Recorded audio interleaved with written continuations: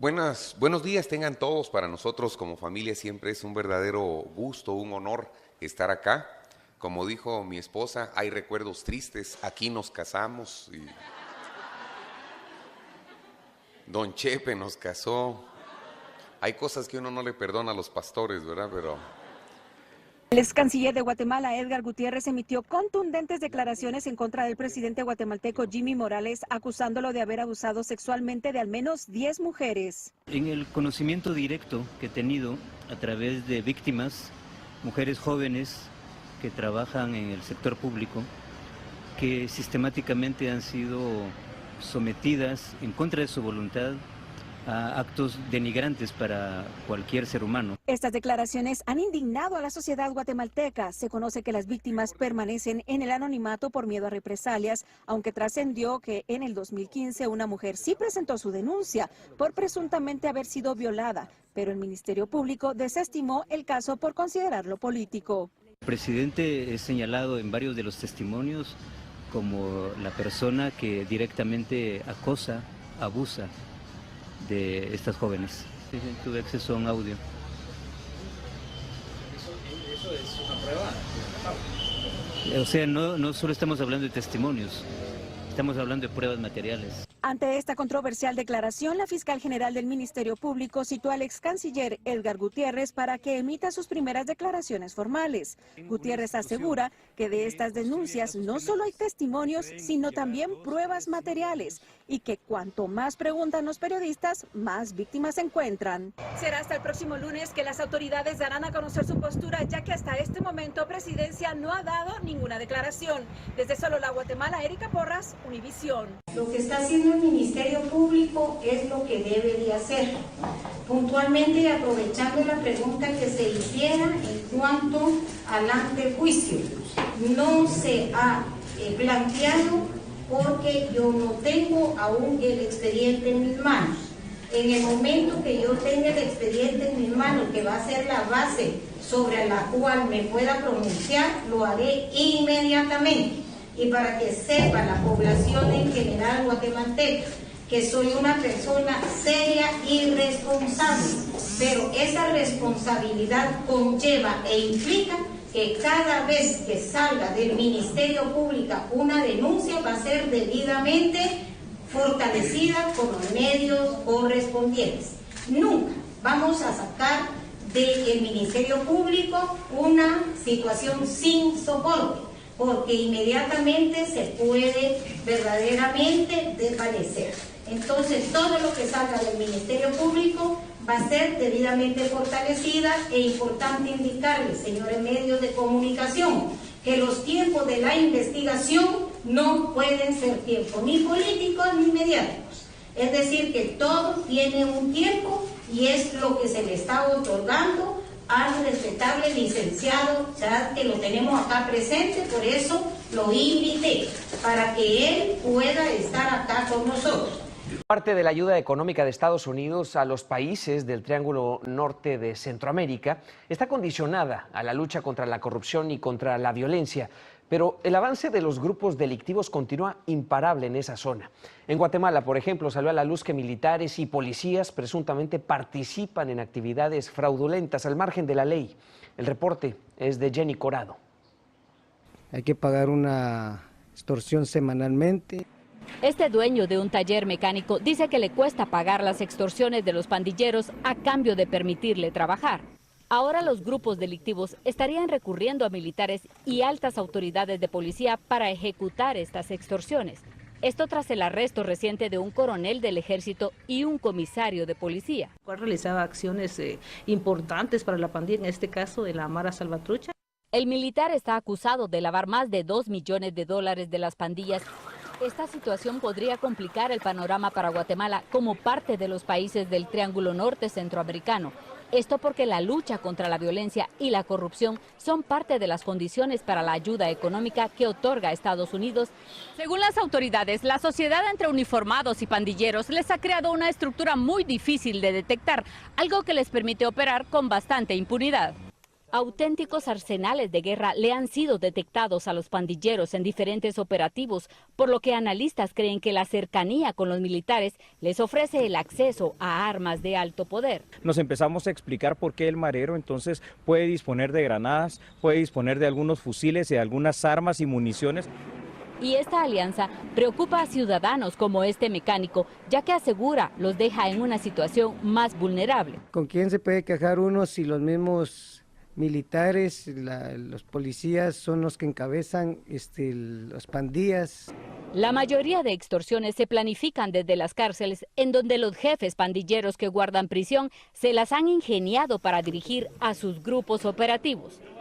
En Guatemala, Jenny Corado, Noticias Telemundo. Retirar 20 agentes de la Policía Nacional Civil de 45 a la Comisión Internacional contra la Impunidad en Guatemala es para asociaciones pro justicia una forma de debilitar las actuaciones de esa institución de Naciones Unidas, que se financia con recursos de la comunidad internacional y que ha puesto en jaque a decenas de funcionarios corruptos. El ministro de Gobernación dice que no hay vuelta de hoja. Yo considero que 25 agentes de seguridad perimetral, con el complemento de la seguridad interna que tiene la comisión como tal, es suficiente seguridad como para poder resguardar las instalaciones de la institución. Realmente aquí no hay ningún plan, no hay ningún objetivo, no hay nada en contra de vulnerar a la comisión. Sin embargo, el uso desmedido de equipo técnico y agentes de seguridad para resguardar la integridad del propio ministro de Gobernación y su familia sobrepasa las dimensiones de lo aceptable, advierte un analista. Yo creo que también debe de considerarse en su momento el ministro que tiene 78 elementos de la Policía Nacional Civil a su servicio. Entonces, si hablamos de que había una prestación de servicios de elementos de Policía Nacional Civil excesivos, creo que el ministro debería de considerar también si esos 78 elementos, pues obviamente pueden ser excesivos para la seguridad de él y de su familia. La Policía Nacional Civil ha entrado en una crisis institucional en donde varios elementos se han manifestado de forma pública exigiendo sus derechos. Ante las acciones de los agentes, la cúpula policial prohibió que se externara opinión alguna a todos los elementos policiales. Sin embargo, una asociación de ex policías se ha convertido en la voz de los agentes a quienes se les viola sus derechos. La orden viene directamente del despacho de la Dirección General. El documento está firmado por el subdirector general adjunto. Entonces ya son órdenes de la Dirección General donde vetan el derecho de libre expresión del pensamiento, así como también vetan el derecho a la manifestación pacífica que está en la Constitución de la República de Guatemala. Un bono que fue ofrecido hace varios meses a la Policía Nacional Civil no se ha hecho efectivo, tampoco las mejoras a instalaciones ni mejoras a la calidad en cuanto a insumos que muchas veces los mismos agentes deben pagar. La Comisión Internacional contra la Impunidad en Guatemala ha sido una piedra en el zapato para el presidente Morales desde que se supo que su hijo y su hermano estaban involucrados en un caso de corrupción. A esta cruzada contra CICIG se le han unido varios funcionarios y ministros de gobierno, entre ellos el ministro de Gobernación y la ministra de Relaciones Exteriores. Miguel Salay, Hispan TV, Ciudad de Guatemala.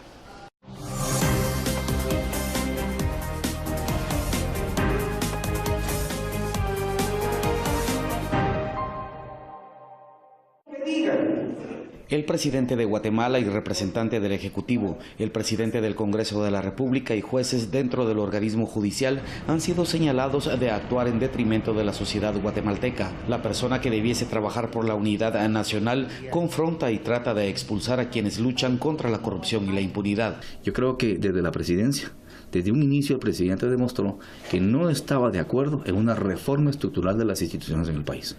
Recordemos que él trató de declarar non grato al comisionado Iván Velázquez. Recordemos que él avaló la articulación de un equipo político diplomático que fue a Washington precisamente a cabildear para restringir las acciones de CICIG. El presidente del Legislativo, Álvaro Arzú, ha tratado de impulsar leyes que pretenden blindar a políticos corruptos contra las acciones del Ministerio Público y la Comisión Internacional contra la Impunidad en Guatemala. Junto a diputados de otras bancadas y el partido oficial, cabildean amnistías para exmilitares acusados de delitos de lesa humanidad. Otros diputados se desmarcan y lo reconocen. Pocas iniciativas que realmente puedan incidir en la mejora del país a nivel social, a nivel económico, a nivel político incluso. y otros temas que no necesariamente son para favorecer intereses mayoritarios. Es muy lamentable y entonces eso da el reflejo de lo que usted está diciendo y es muy, muy penoso, ¿verdad? Porque estamos todos ahí, pero no todos estamos en esa misma posición.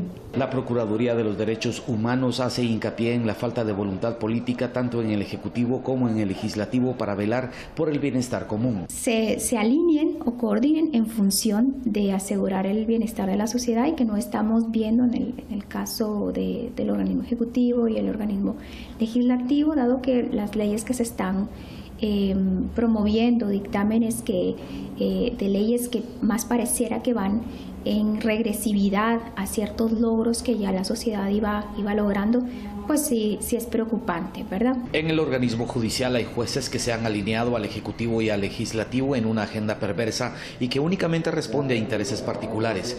Una prueba de fuego para el gobierno ha sido la actitud hacia la tragedia del pasado 3 de junio y que no ha sido resuelta de la mejor manera. La ingobernabilidad que ha acompañado al presidente Morales durante su mandato se acentúa luego de la tragedia provocada por el volcán de fuego, en donde su gobierno no ha sabido responder. Es más, algunos de sus funcionarios podrían tener implicaciones legales. Miguel Salay, Hispan TV, Ciudad de Guatemala.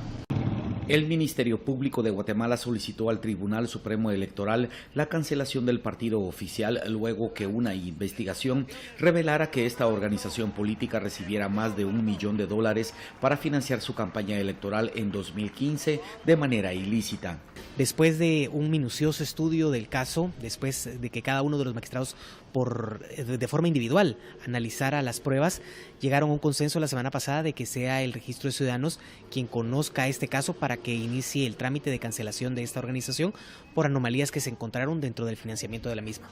La decisión de los magistrados fue unánime, tomando en cuenta las pruebas y testimonios de empresarios que se vieron obligados a confesar que otorgaron varios millones de quetzales al partido FCN Nación para pagar a fiscales el día de las elecciones y durante la campaña electoral ordinaria.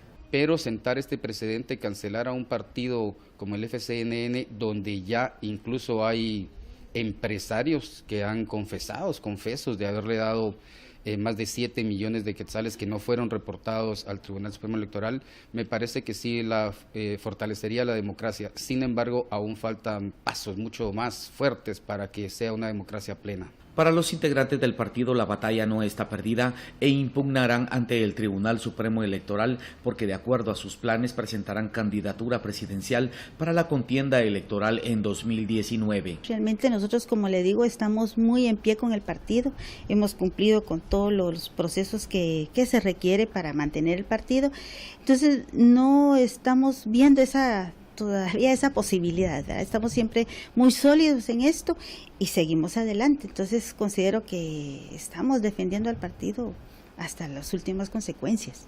Es la primera vez en la historia que se ordena la cancelación de un partido estando en el poder.